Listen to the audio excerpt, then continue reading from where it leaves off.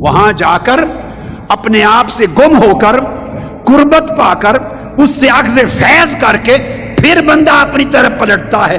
رجوع کا الیہ کا من ہو، اے بندے وہ تیرا رجوع ہے پھر تیری طرف اس بارگاہ سے. یہ مقام نزول ہے. عروج کے بعد جو نزول ہوتا ہے وہاں مرتبے تمام ہو جاتے ہیں، مکمل ہو جاتے ہیں. اس لیے جب آقا علیہ السلام کا معراج کی رات عروج تھا، بولیے اوپر جا رہے تھے تو ذکر صرف ایک آیت میں کیا. جب اوپر جا رہے تھے مرتبہ عروج میں تھے تو ذکر اس کا سبحان الذی اسری بعبدہ لیلا من المسجد الحرام الی المسجد الاقصی انہ هو السمیع البصیر تک یہ پوری ایک آیت میں ذکر کیا. اوپر جا رہے تھے آنکھ جھپکنے میں سرعت رفتار کے ساتھ جا رہے تھے، ایک آیت میں ذکر کیا. اور جب ثم دنا تدانی بھی ہو گیا، فتدلا تدلی بھی ہو گیا، فکان قاب قوسین او ادنا اخذ فیض بھی ہو گیا. آپ کی شان کے مطابق، آپ کے مرتبے کے مطابق، اور اللہ کی شان الوہیت، دینے والے کی شان اور لینے والے کی شان.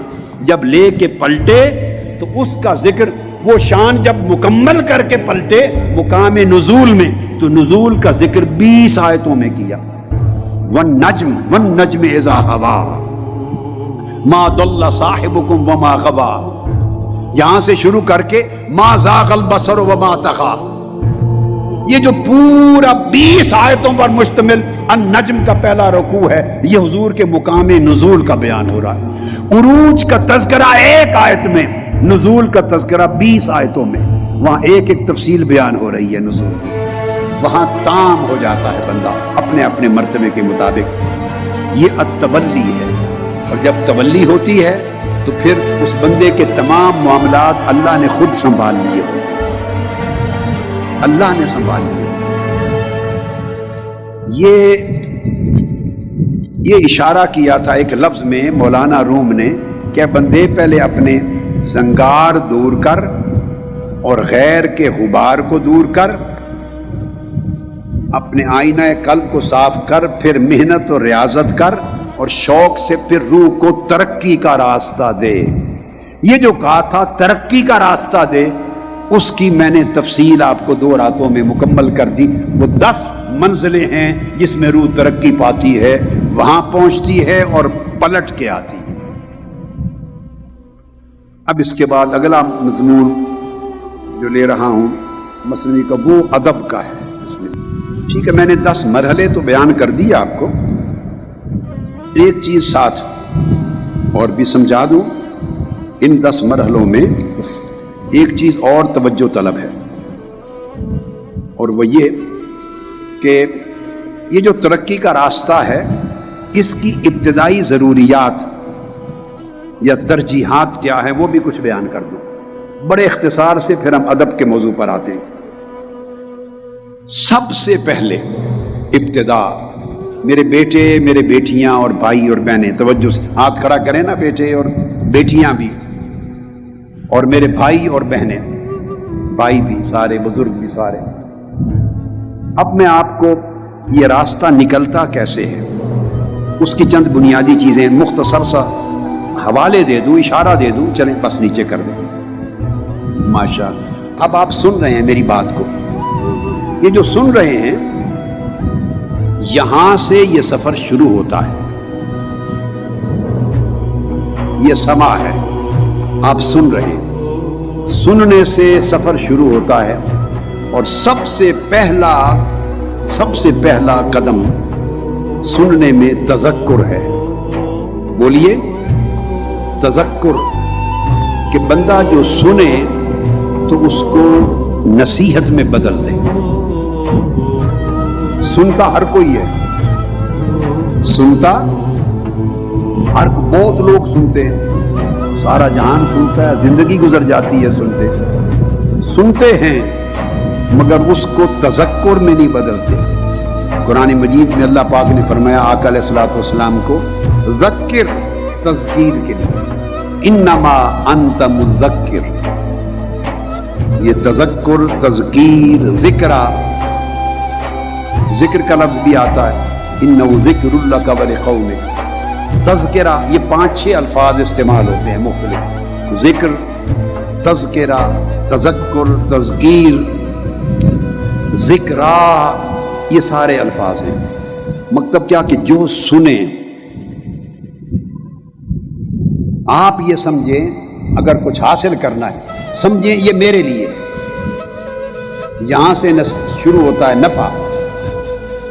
ہماری پرابلم یہ ہوتی ہے کہ جو سنتے ہیں ہم سنتے ہیں واہ واہ بڑی بات ہے، مگر خیال جاتا ہے کہ یہ اوروں کے لیے ہے. دوسروں کیا دیکھا کیا فرمایا، دیکھا کیا بات کی، وہ دوسرے کو متوجہ کرتا ہے. نہیں، دوسروں کی طرف توجہ کرنا جائز نہیں.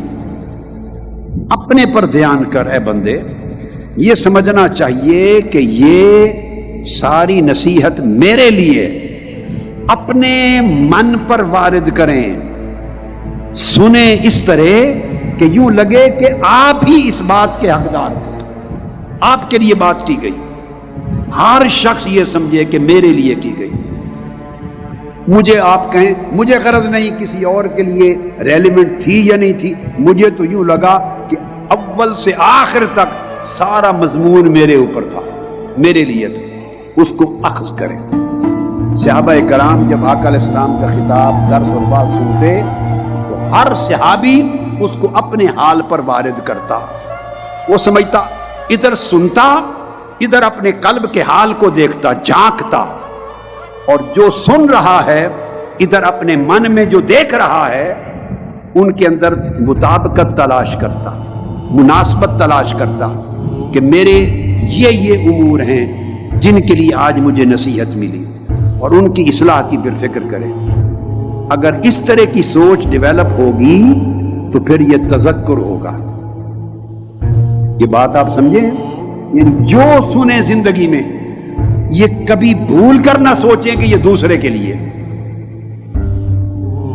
بس یہ سوچا تو سب کچھ گیا، دوسرے کے لیے گیا، برباد ہو گئی ساری بات. نہیں، آپ سمجھیں یہ میرے لیے. اب آپ کا کام ہے کہ جو سن رہے ہیں وہ اپنے اندر تلاش کریں. بندہ اپنے حال سے سب سے زیادہ خود واقف ہوتا ہے. دوسرے کے اوپر تو 100 پردے چڑھے ہوئے ہیں، کیا پتا، اور بندے سے اپنا چھپا ہوا کچھ نہیں. اس کی طبیعت میں کیا ہے، کس کس بات پہ غصہ آتا ہے ناجائز، کس چیز کا حرص ہے، کس چیز کا لالچ ہے، کس کس کے لیے حقد ہے، کس پر حسد ہے، کیسے انانیت عجب آتا ہے، کیسے خود پسندی آتی ہے، کیسے میں کرسی جا پیسے ٹکے کی طلب کرتا ہوں. بندہ اپنے ایک ایک حال سے پردہ اٹھا کر جو سن رہا ہے اس کو وارد کرے، اس سے تذکر پائے. تذکر یہ پہلا قدم ہے.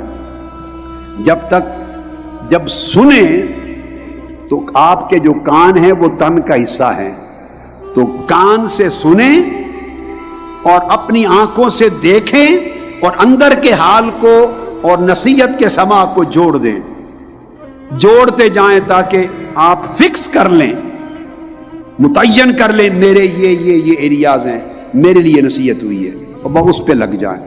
کسی کے لیے تھا یا نہیں تھا آپ کو کوئی سروکار نہیں. یہ تذکر بنے گا. تذکر کے بعد ہے تفکر.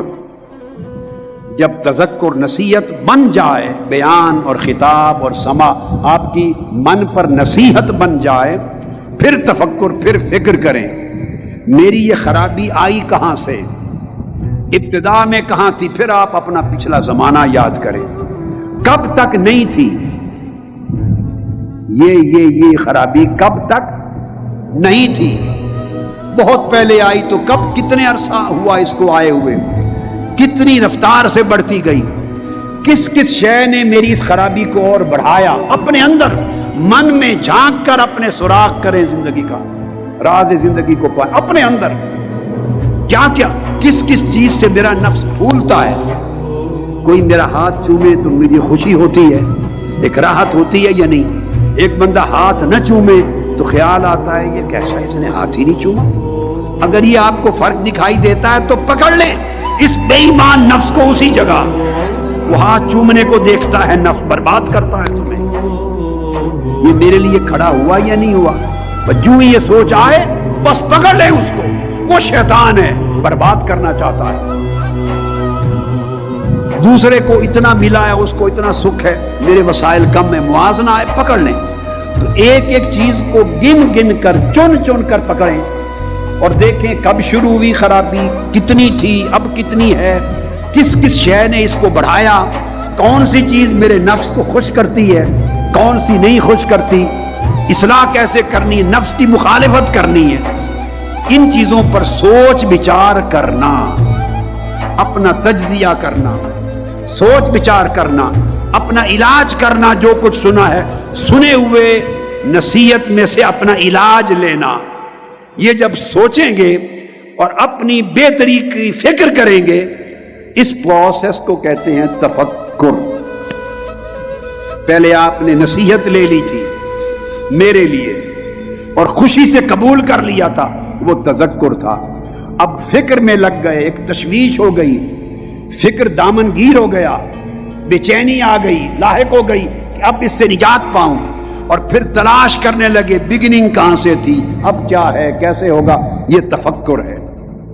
دونوں باتیں سمجھ میں آ گئی۔